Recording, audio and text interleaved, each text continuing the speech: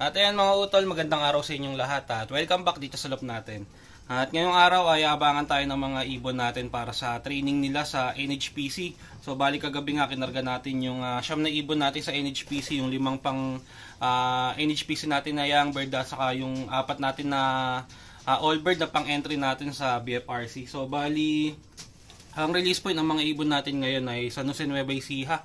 At pinawalan yung mga ibon sa release point kaninang 6:30. Bali ang oras ng pauwian sa speed na 1 to bandang 7:45 ang oras natin ngayon. Eksakto 7:45 na, kaya ito mag-aabang na rin tayo ng mga ibon natin. At baka maya maya magparatingan na sila. Bali siyam nga lang ang kinarga natin, naiwan tong ayan 6. Pero yung isa, ayun yung nasa loob na yon. Galing yun sa training ng BBC, kinarga ko yun sa BBC. Release point nun kanina ay Concepcion Tarlac. At mas malapit naman yung release point nun, kaya maaga yung naging uwi ng ibon. At siyang mag-isa lang naman yung kinarga natin doon. Saka yung 4 dun sa loob ni Kuya. At yun, nandito na yung ibon. Kaya yung siyam na ibon na lang na kinarga natin sa NHPC yung aabangan natin. Kaya yun, aabangan na natin yung mga ibon natin na manggagaling ng San Jose Nueva Ecija. So ito, mag-aabang na tayo at meron na tayong isang ibon na yun, lumilipad pa kasama sa grupuhan. Dumating siya 7:51. So tumingin ako sa clocking, wala rin nag 1-2, nasa lang 1-1 plus lang yung speed ng ibon ng NHPC. Ito, meron na tayong first bird. Kasama siya sa grupo, nakita ko bumaklas. Ayun, mukhang siksikan sa sa crates ng NHPC. Gusot-gusot yung balahibo. Ayun. At meron na tayong isa. So siyam nga yan, 8 pa yung abangan natin. May mga dumaan ng grupo, nakita ko marami na yung dumaan. Ito pa isa. Ano to, NHPC. Ito yung isang young bird natin na NHPC.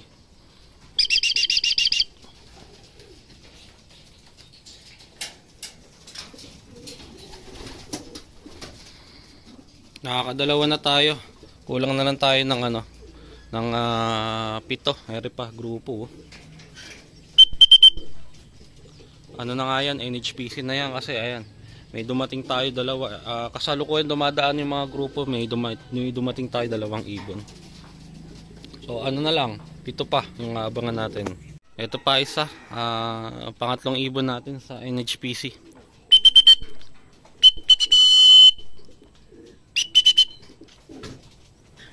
Ay, yung hen. Gusot-gusot yung balahibo ng ibon. At malamang siksikan dun sa crates ng NH, kaya ganyan.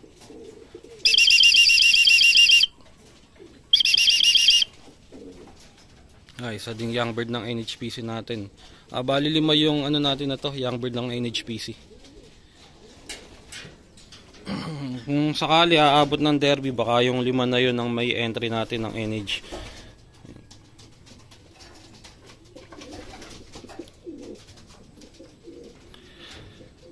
Nakakatatlo na tayo, kulang pa tayo ng 6. Ito 2, isang brown saka yung lubar white plate na hen. Galing din to ng NHPC. Ito 2 pang entry natin sa BFRC.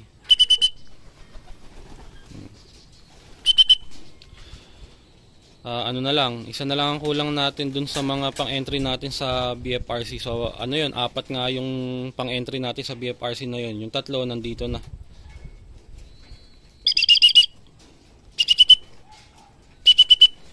Pasok na. Bali meron na tayong ilan na ba yun? Kalimutan ko na. 6 na, meron na tayong 6. 1, 2, 3, 4, 5. 5 lang pala. 5 pa lang pala. Kulang pa tayo ng 4. Kulang pa tayo ng 4 dun sa mga kinarga natin ng energy. Ito, ayan. 3 na lang.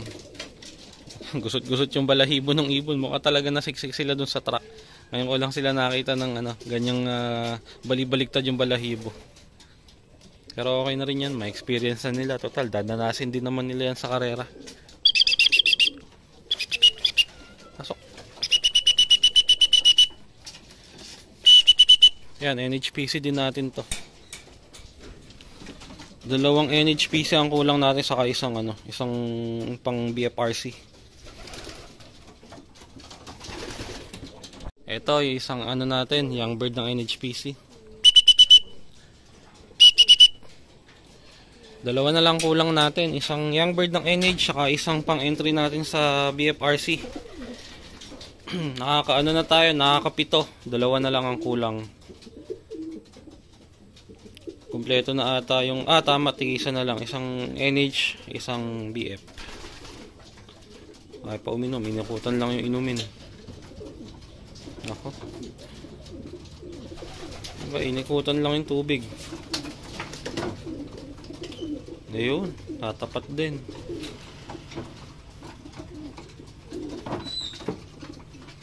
So bali na dalawa na lang ang kulang natin. Ito may pauwi tayo. Eri, yung kapatid ni Bullet talagang Eri pa isa, kumpleto na.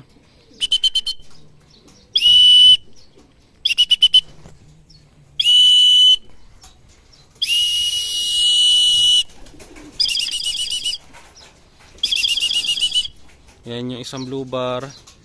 Tapos yung kapatid ni Bullet ayun ayaw pang bumaba. Papalipad sana ako ng mga pang south bigla silang dumating. Buti nagsabay yung dalawa. Grabe yung balahibo. Ayun palilipa rin ko sana yung mga pang south natin Buti bago ako magpawala ng mga pang south dumating yung yung dalawang ibon natin na kulang. Ayun sila nagsabay pa. Grabe yung balahibo. Balibaliktad. Lalong naging madungis yung mga ibon natin naglulugon na tapos balibaliktad pa yung balahibo. Yan, papasukin ko lang dun sa kwarto nila yung dalawang dumating tapos i-release ko yung mga pang south natin. At ayan, napapasok ko na yung dalawang ibon natin na huling dumating. So kompleto na tayo dun sa mga training natin, yung siyam na ibon na training natin sa NHPC. Yan, dyan na silang lahat. At ayun, kagandahan naman, umoras lahat ng mga training nating ibon. At ngayon naman, ito, palalabasin ko yung mga pang south natin. Bago nga dumating yung dalawa, magpapalipad na sana ako. At buti, bago ko palabasin yung mga ibon, dumating sila at nagsabay pa. Ngayon, paliparin natin yung mga pang south. Bali yung mga pang south natin, pagsasabayin ko na sila ng release, yung first batch at yung last batch. Magsasabay na sila ng loop line. Nung mga nakakaraan kasi, bukod ko pa sila ng pinagbubukod ko pa sila ng release, hindi ko sila pinagsasabay. Pero ngayon, tingin ko pwede naman na natin silang pagsabayin para masanay na rin yung mga pang south natin na magkakasama sila. So, ayan, i-release na natin tong mga to.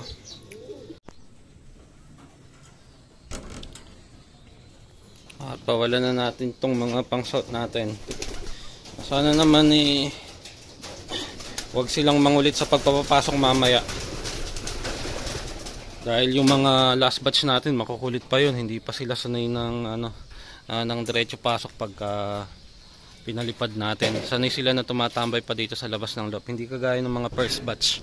Nasanay sila na pagbaba nila didiretso na sila sa loob ng loop.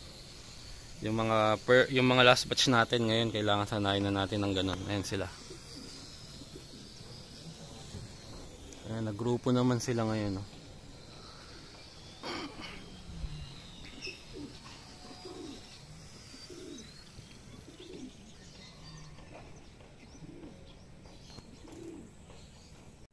Ayan, tumaas yung mga ibon. Tingnan natin kung dadayo. Medyo tatatakot lang ako dun sa mga last batch kung idadayo sila ng husto ng mga first batch yung mga first batch alam problema yan kahit dumayo na yan ng malayo. Yung last batch hindi pa masyadong wala pa masyadong experience sa dayuhan. Dumayo man yan saglit na saglit lang nawala. Ayun, hindi abot ng camera. Ayun yung mga ibon mukhang dadayo nga dire-diretso. Sana wag bumitaw yung mga last batch natin. Sila yung medyo yung medyo alangan ako pagka dumayo. Yan, bumalik. Sana pagka dumayo wag sila bumaklas at makabalik sila kasama ng mga first batch. Ito, bumalik yung mga ibon. May bumabaklas na isa.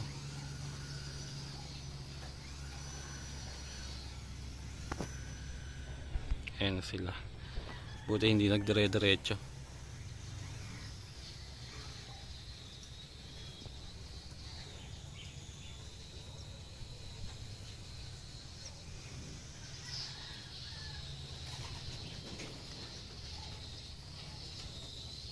Ayun, doon naman sila pa diretso ngayon, no? Wala na. Ayun.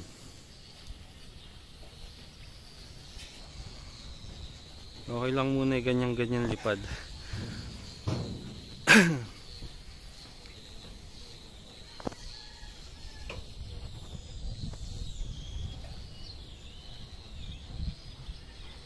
Yan, nakuble. Ayun.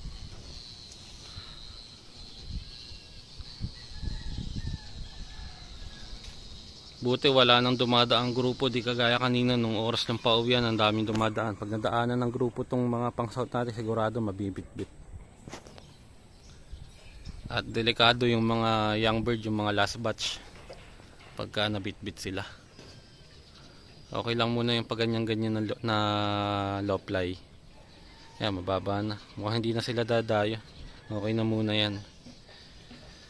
Okay sana kung mga ilang araw na ganyan-ganyan lang muna sila, para magamay nila na magkakasama talaga sila at isang grupo lang.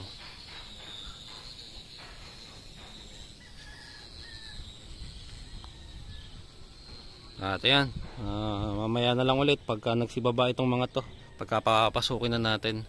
At maya maya magpapakain na rin tayo ng mga pang north natin, dahil kompleto naman na tayo sa training natin sa NHPC. Yun, mamaya na lang ulit mga utol. At ito, papababay na natin tong mga pang south natin. Mukhang gusto na rin nilang bumaba. Tawagin na natin.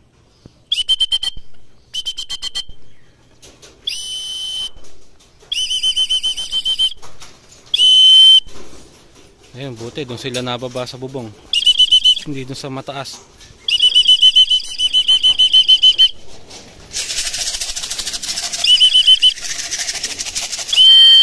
Ayun sila, oh. Meron pang isa doon, oh. Merong bumaba doon. Ewan ko kung kanino yun. Ayan naman yung isang ibon natin. Dagang makulit yan, sa ilalim nagpupunta.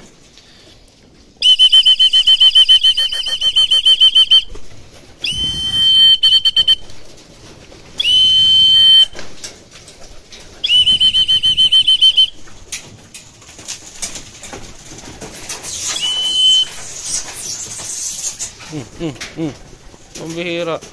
Nako, mali, wrong way. Doon.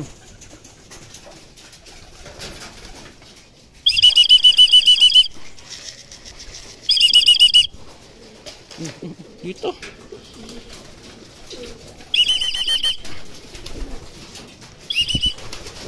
Yan. Meron pang dalawa sa labas.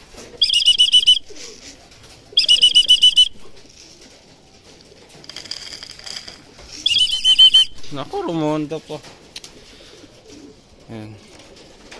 So, dalawa na lang yung yung nasa labas. Papasukin ko na yung papasukin ko na lang tong dalawa na to.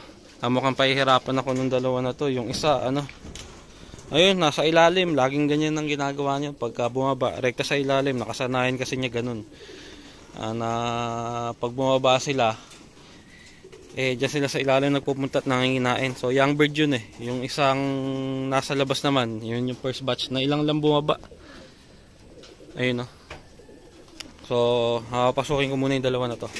At ayan, yung mga pang south natin, nakapasok na sila at nakakain na rin. Buti hindi ako masyadong pinahirapan sa pagpapasok nitong mga ibon na to, hindi kagaya ng mga nakakaraang araw. Kapag pinapapasok ko sila ay talagang nangungulit yung mga ibon, lalo na yung mga last batch. Nasanay nga kasi sila na nakatambay sa labas ng loob pagkatapos lumipad. Pero ngayon nga sinasanay ko na sila sa sistema na pagkatapos nilang lumipad at tinawag natin sila, diretso pasok na sila at kakain. So ngayon medyo na-adapt na nila yung ganong sistema. Meron lang dalawang nangulit kanina, pero hindi naman ako masyadong pinahirapan, napapasok ko din kaagad. So ngayon nga pinagsasama-sama na natin sila sa low fly, para yung mga pang-south natin kahit papaano mapalakas na natin, dahil na yan, malapit na lang yan. Magi-start na ang first lap derby ng BFRC sa Sunday. Kaya after nung derby ng BFRC, sigurado mag-i-start na rin ang training nitong mga pang-south. Kaya ayan, kailangan medyo mapalakasan natin sila. So ayun, tapos na tayo dyan. Pakain na tayo dito sa mga pang-north natin. Nakapagpahinga na tong mga to. Bale yan mga utol, at nagpakain na tayo ng mga pang-nerd natin at ngayong training nga natin ng San Jose Nueva Ecija sa NHPC, nakumpleto naman yung siyam na ibon natin. So bali apat nga dun sa mga ibon na training natin, sila yung mga panglaban natin sa BFRC. So preparation yun para sa first lap derby sa Sunday. Tapos yung 5 ibon naman natin na young bird ng NHPC, itutuloy-tuloy na natin yung training nila hanggang sa mag-derby. At bali iyon, sa Sunday mag-aabang na tayo ng mga ibon natin sa first lap derby. Kaya abangan natin yung magiging karera natin sa BFRC. Ganun din syempre sa NHPC. So meron pa tayong 5 panglaban doon. At yun, tutuloy-tuloy na nga natin yung training doon hanggang sa mag-derby. At bali yun lang mga utol para sa araw na to. Dito na rin natin tatapusin itong video natin. Maraming salamat sa panonood.